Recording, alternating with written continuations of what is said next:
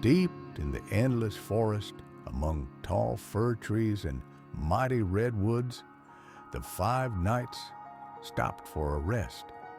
Each of them has traveled a long way through the swamps, mountains, plains, and mysterious paths of the ancient kingdom. They were from different lands and carried different missions, but fate brought them together one evening around a warm campfire in the heart of a magical forest. The fire crackled softly, and the stars twinkled overhead, making their way through the dense pause of the trees. There was only the forest, breathing moist silence, and a light wind carrying the scent of pine needles, moss, and distant mountain streams. The first to sit by the fire was Sir Elric, a knight from the rolling valleys of the north. His sword was old but sturdy, and on his green cloak was an embroidered coat of arms in the shape of a fox. Elric rarely spoke, but everyone knew that if he raised his sword, the trouble would pass. Merrin, a former hunter who became a defender of the borders, settled down next to him. His crossbow was accurate, and he was as patient as frozen water. His red cloak fluttered in time with the wind, and it seemed as if the flame itself had lent its brightness to him. In the middle sat the eldest of them, Sir Balthazar. He was wise, his armor shone as if polished by the sun, and his brown cloak reminded of the earth, reliable and eternal. He warmed his hands by the campfire and told stories from a time when the trees were younger and the dragons were closer to the clouds. On the other side of the flame was Taran, an archer from the far eastern edge. He wore a blue cloak, and his eyes were full of heaven. He hardly spoke, but when he told them, they were parables and fairy tales, such that they made it warmer even on the coldest evening. The last one was Loran, the shield bearer from the southern lands. His armor was sturdy, his sword was sharp, and his cloak was a deep copper color like autumn leaves. Laurent was a good listener, and that night he just stared at the sparks flying into the sky as if each light was a small dream. The knights shared dried fruits with each other, drank a hot decoction of cones and herbs found by Taran, and laughed at old stories. Their laughter did not disturb the peace of the forest, but only mixed with the rustle of the wind and the soft rustle of nocturnal animals. Gradually, their voices became quieter. One by one, they hid in the shade of the tent, with only Sir Balthazar left by the campfire to keep watch until midnight. He looked at the fire, which danced and flickered like an ancient song, and thought about how beautiful the silence of the world is when there are no battles, and there are loyal friends nearby. The forest didn't scare me. He was breathing, he was listening, and he went to bed himself, just like the knights who trusted themselves to the night. The leaves whispered fairy tales, the wind lulled, and the fire slowly died down, turning into coals that kept warm until morning. And now you can close your eyes and imagine yourself there in the soft shade of the trees next to the campfire, among the knights who are guarded by the ancient forest. Everything is calm, everything is breathing, everything is waiting for morning. By morning, the forest was still asleep. The first light had barely begun to break through the dense canopy, painting golden streaks on the damp ground.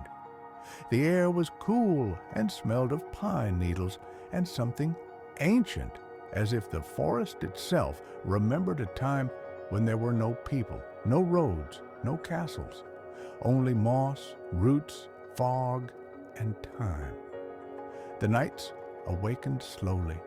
One by one, they left the tent or got up from the carpets of ferns and fur on which they slept around the campfire. they weren't in a hurry. It was not the morning of the battle, but of the journey. The day had not yet called for the sword, and therefore it was especially quiet. Sir Elric was the first to approach the almost extinguished campfire. He carefully stacked new firewood, fanning the fire, and it came to life, as if continuing the dreams he had had at night. The other knights did not interfere with this ritual. Everyone was doing their own thing. Taran was collecting morning dew from the leaves in a canteen. Merhon was checking the crossbow and arrow feathers. Balthazar was tracing a page of worn parchment with his finger, and Laurent was stretching his shoulders, getting used to the weight of the shield. After breakfast, they began to pack slowly. The movements were measured, like those of those who had already gone on the road many times. No fuss, just the rhythm. There was strength under the tight straps, but not rage. Their weapon was a tool, not a threat. When the last sparks in the fire had died out and the tent was rolled up, the knights set off along an old, almost forgotten path leading deeper into the forest. No one knew exactly where it would lead, but that didn't bother them, because the essence of the path is not to know where it ends, but to walk. The forest changed as they moved. At first it was thick and moist, with deep mossy gullies and fir trees stretching upward like silent sentinels. Then there were glades with morning light, as if the world itself was opening the veil of sleep. Sometimes there were sounds, the crunching of a branch, rustling in the bushes, the distant cry of a bird, but there was never a sense of danger. It was all part of the forest, part of their road. At sunset, they came to a mirrored lake, quiet as the breath of a sleeping dragon. The water reflected the sky, now painted in gold and scarlet, and the knights stopped at the shore.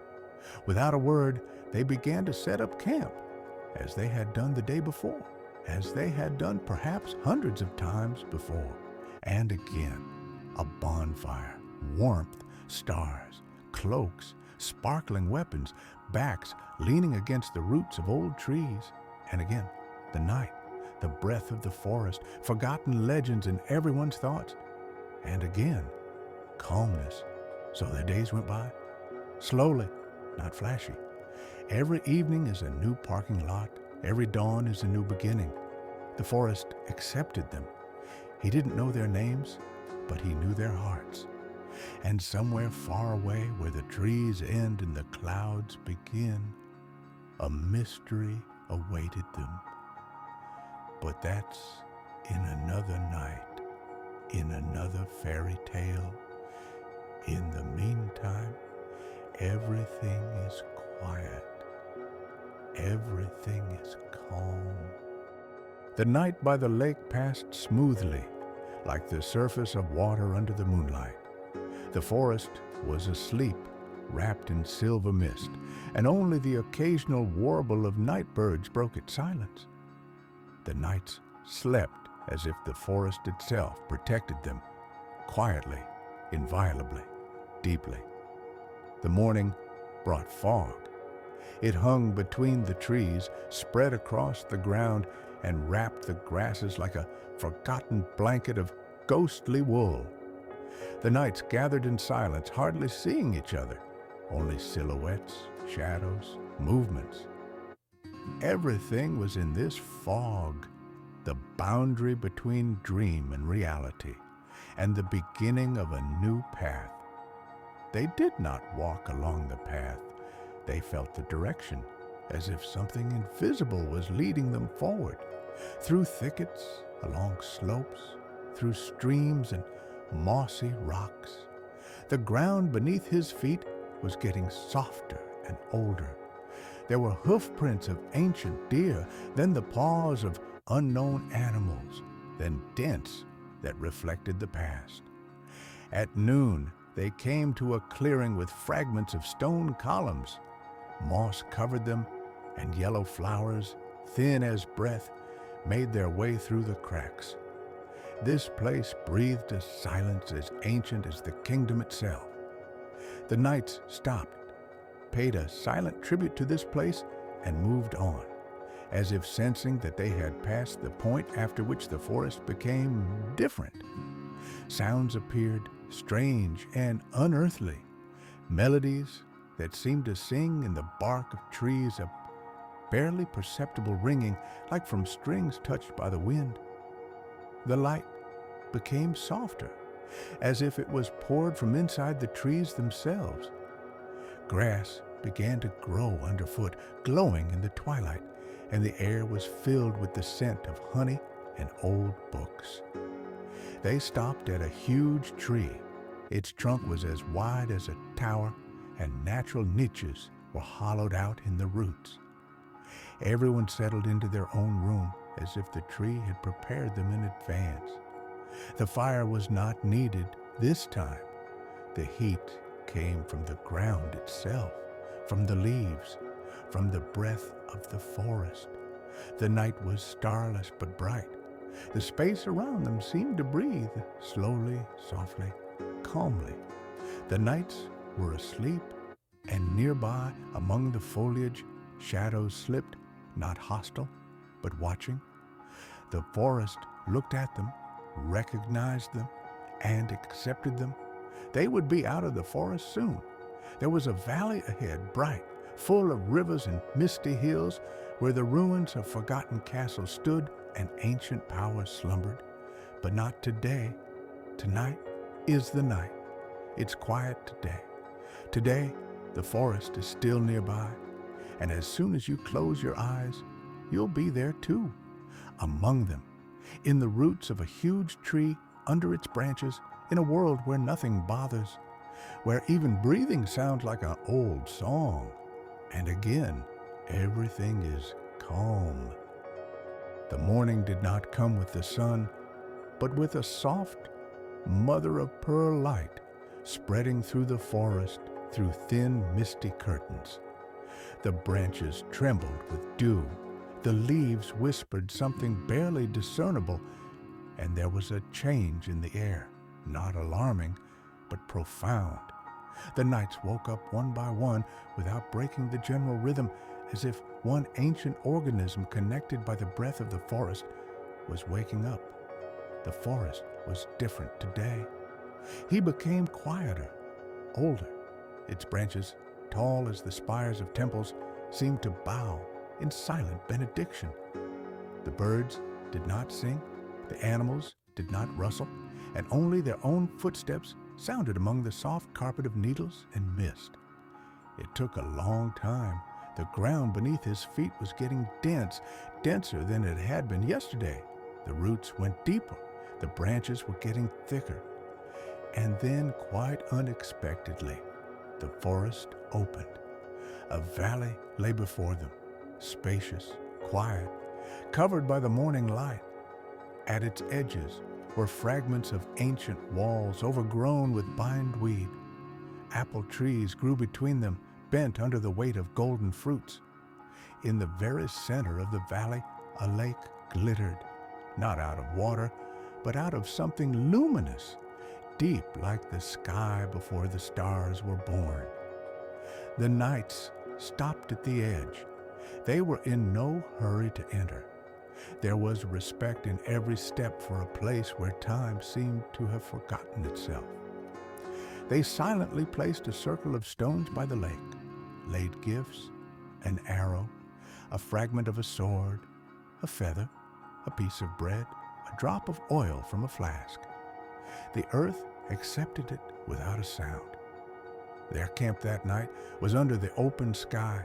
No tent, no campfire, just the sky, the waving grass, and the occasional flare of fireflies dancing slowly over the lake. No one slept right away. Everyone lay listening, not to the noise, but to the silence, full of meaning. It didn't push. It was enveloping.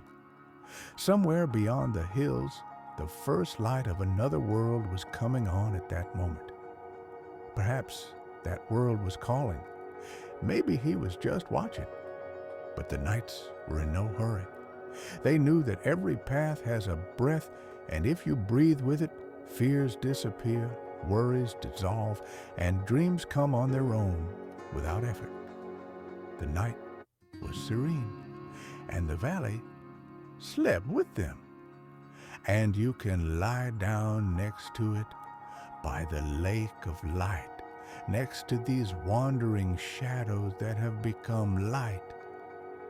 Everything is quiet here. You're safe here.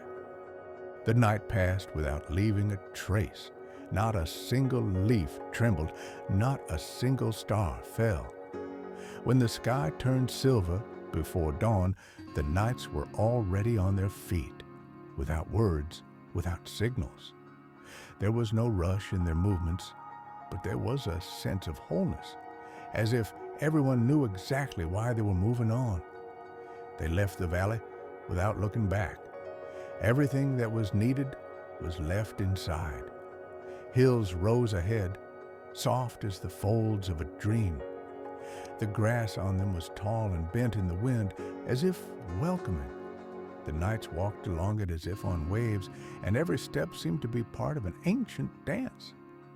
The sun rose slowly, gilding the shields and blades. It didn't hurt my eyes, but warmed my shoulders. The air was filled with quiet light and the smell of stone, herbs, and distant water. No animals, no birds, just a waking world. By noon, they had reached the old tower. She stood in the middle of the hill, alone, overgrown with moss, with cracks like wrinkles on the face of an old king.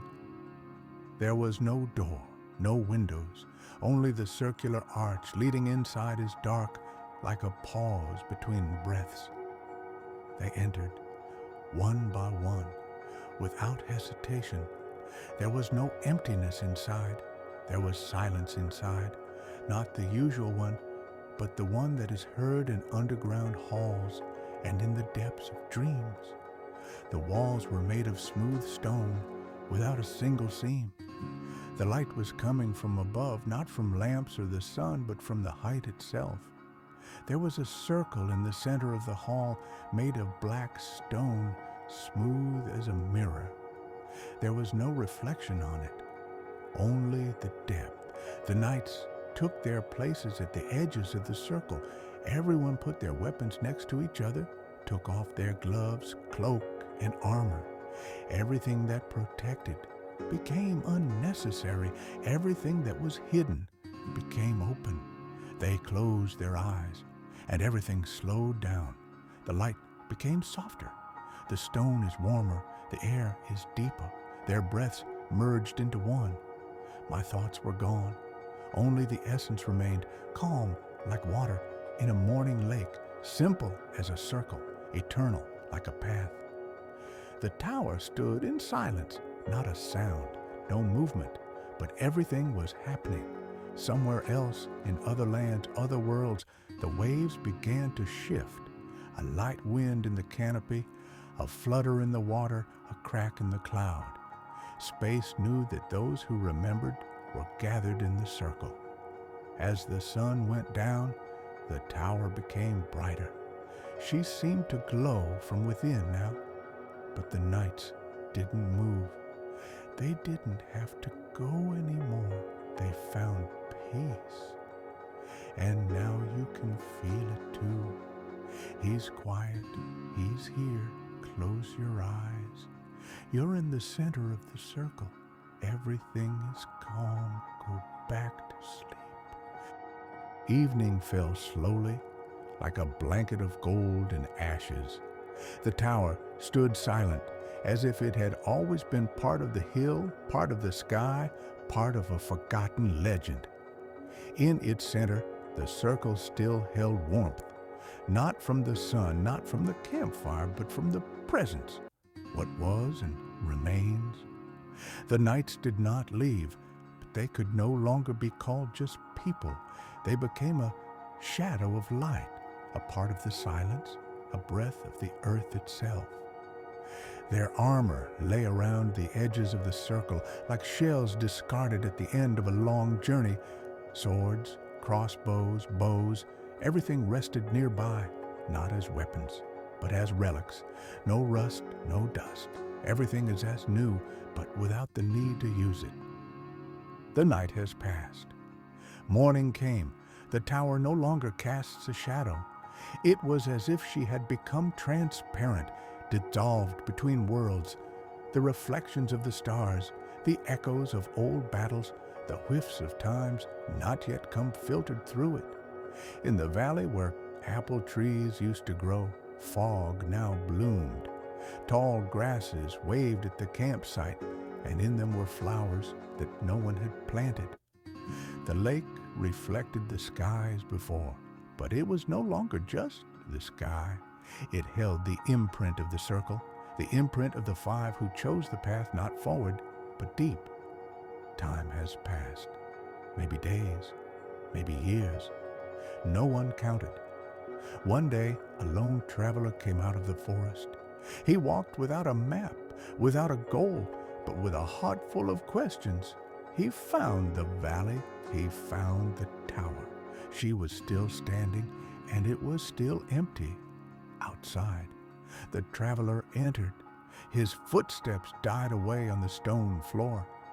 He approached the circle. He sat down. He put his palm on the dark stone. The circle vibrated slightly, not by thunder, not by light, with warmth, a memory. And the traveler realized that he was not the first. He's not alone. He stayed in the tower. And now the circle has become wider, and somewhere in the silence among the tall trees on the border of sleep and day, a bonfire crackles again. Cloaks flutter in the wind. The shields are at the roots. The light flickers through the paws of the fir trees. They're still sitting there, those who chose not victory, but peace. And if you listen closely, you can hear breathing, not the woods, not the wind, and the time itself. And you're here again, here, where everything is calm, where everything is waiting. Go back to sleep? The fog had settled over the valley again. Light, almost transparent, it spread over the ground like a blanket of memory. The tower disappeared into it in parts. First, its sharp edges dissolved, then the arch, and finally, the dome itself. But the circle inside the hall remained like a shadow imprinted on the fabric of reality. The wind changed direction. He now carried with him the smell of cold stone, moisture, and something elusive, as if past dreams had begun to return back to the air, to the ground, and into space. Mushrooms slowly woke up between the roots of the old trees, shining with a bluish light. The branches of the redwoods were gently swaying, not from the wind, but from something deeper.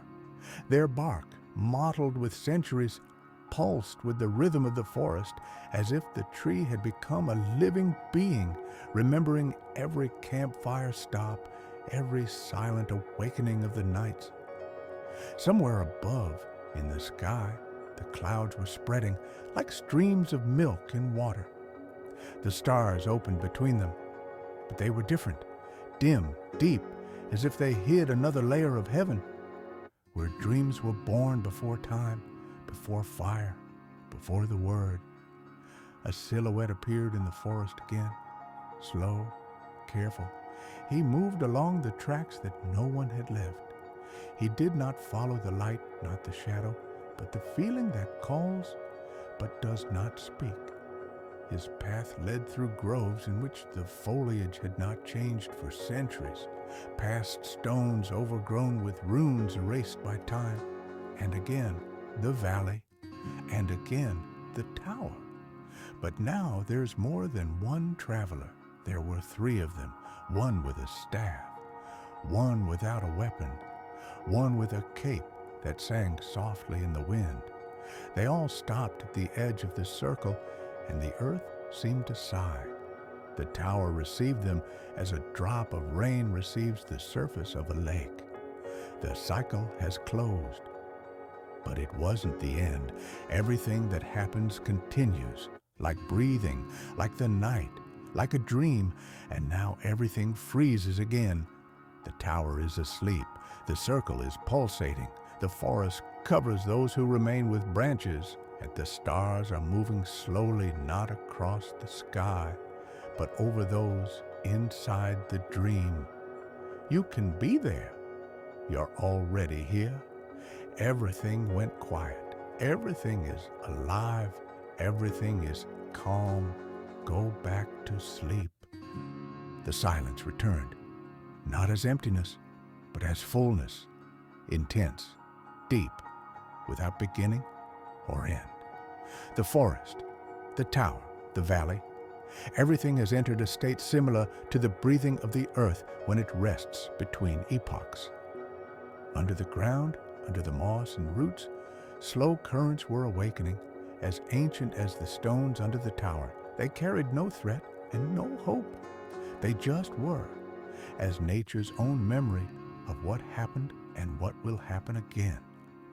In the sky, among all the same stars, thin lines appeared like a net, like a pattern on the water. This network connected everything: the path along which the knights walked, the lake that glowed at night, the circle in the tower, the breath of the forest. Everything turned out to be part of one dream, slowly unfolding through reality. No one came the next morning, no one left. The tower remained open, but no one set foot in it anymore. She didn't disappear. She just became a part of the landscape, like a hill, like a tree, like the shadow of a cloud. The circle was still pulsing inside. The armor was still there. There were still those who didn't need a body to be. In the distance, beyond the hills, light began to sprout. Not daytime, but a different color, transparent, slightly purple, like the dawn in a world where there is no sun. It didn't light up, it rang. The forest responded with a barely audible rustle, and the leaves began to spin slowly like spirals of time. Everything didn't change, but it got deeper. Layer by layer, the surface of the lake trembled, not from the wind, not from a drop. Just a tremor, like an echo that has gone deep. There was a bird sitting on the edge of the water, weightless, made of thin, iridescent feathers. She didn't move. She was just looking at where the circle was. She waited, but she didn't have to wait long. Everything has already happened. Everything has already happened. Everything's already going to happen, and now it's night again. Soft as black velvet, no cold weather, no worries. You don't need anything in it. No one is alone in it. Everything is in its place. You too. You're in the center of the circle, or near the lake, or under the roots of an ancient redwood tree. Wherever you are in this dream, and it lasts. Gradually, forever, serene. Go back to sleep.